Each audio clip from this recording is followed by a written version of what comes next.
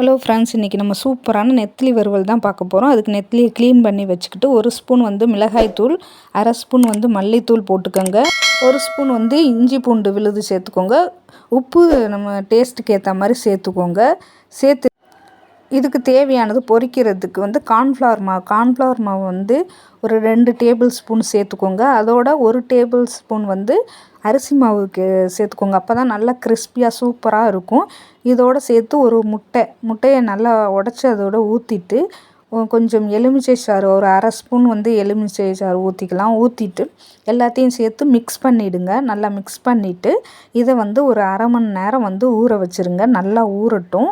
சூப்பராக இருக்கும். சிக்கன் 65 எப்படி சாப்பிடுவீங்களோ அதே மாதிரி மொறுன்னு ரொம்ப சாஃப்டாக இருக்கும்.